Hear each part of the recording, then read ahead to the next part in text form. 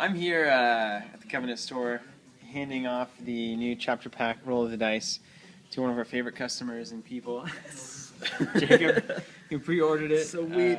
And I have not peeked it. I have not peeked it. You don't know any of the cards I don't in know there? any of the cards. Oh man, it's gonna be great. Yes. All right, you gotta open this. So you were playing online and there was cards coming up and you were like, what is this? Well, they Including played new agenda. the location agenda on me, and I was like, wait, what? Bayo Snowthrack? And I was like, oh, location agenda. I was like, that's out?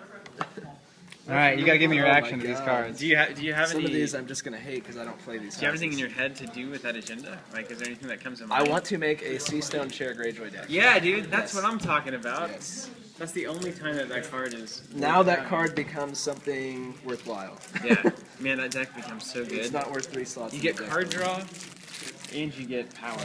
Here they are, the new chapter pack. Alright. We got Bastards Boys. More House Bolton business. Spawns. I'll start because I'm going to skip these. Okay. Oh, the setup, +2. Oh, God. I heard about that one. I'm not going to like that. Rhymes with Meek. Save a unique Stark or Greyjoy.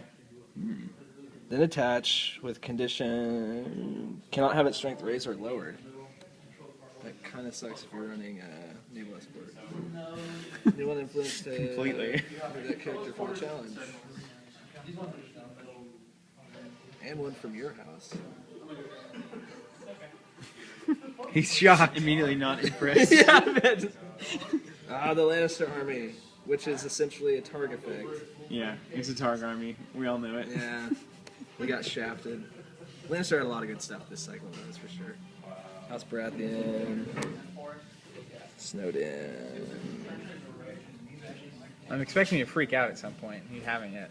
Oh my God! Kill a character to put a character in your dead pile. It's That's insanity. amazing. Oh, yes, but it's Baratheon only. Attached to warship, becomes non-plot effect. Immunity. Add 3 to total strength and military.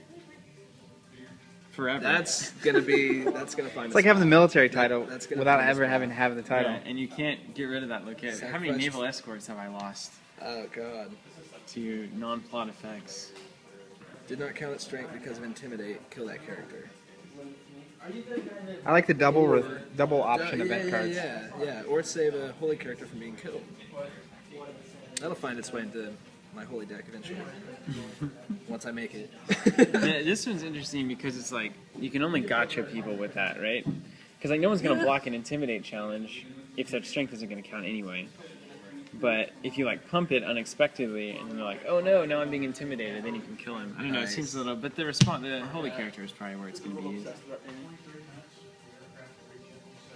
A river plot in any player's use pile. Triggered that when revealed. Yeah, how about that, right? Weird. River plots. Weird. Steven, what's your favorite card from this pack? My favorite. None of the stuff right now is working in a deck that I have. The deck that I'm taking to Worlds, right, is all like focusing on not this chapter pack right now because it's not legal.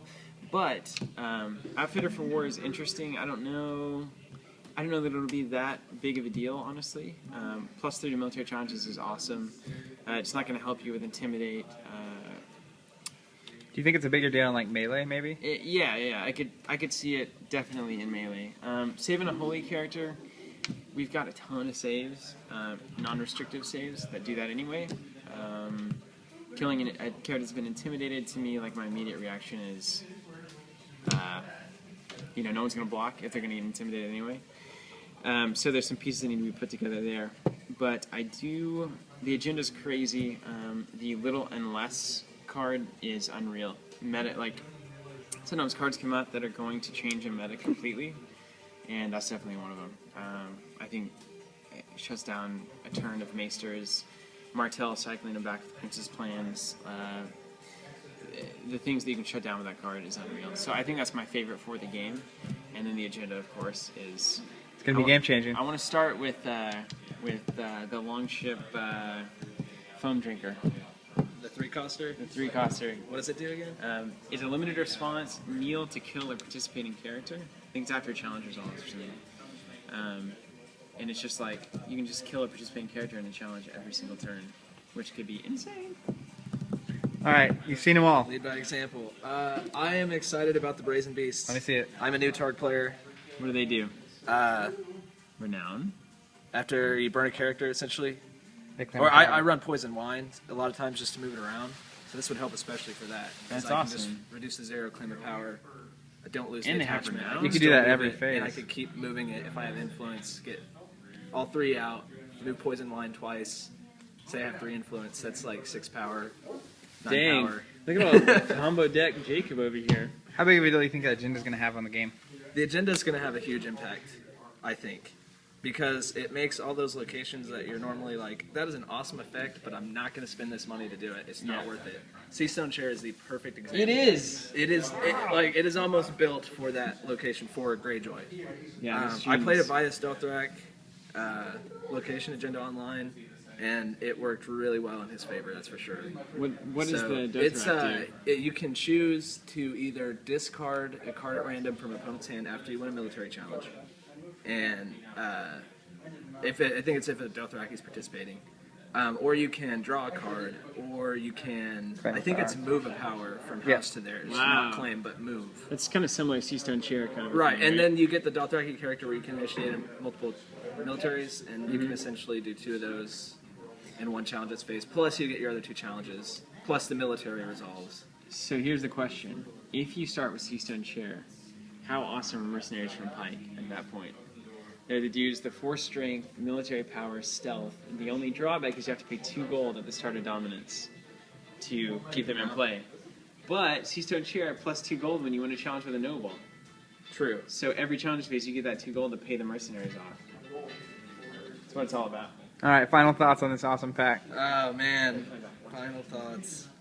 You ready to roll I'm the just dice? excited about. I am ready to roll the dice. I'm excited about the whole cycle.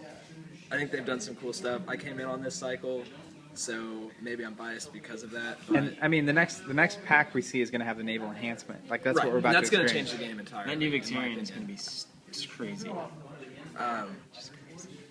So this is still your favorite card, though. At first glance, yes, and that's only because I'm building Targ right now. We'll check back in with you in a couple days and see what you're saying. But yes, I will. I'll let you know what I think, doing some play testing and things of this nature. Awesome.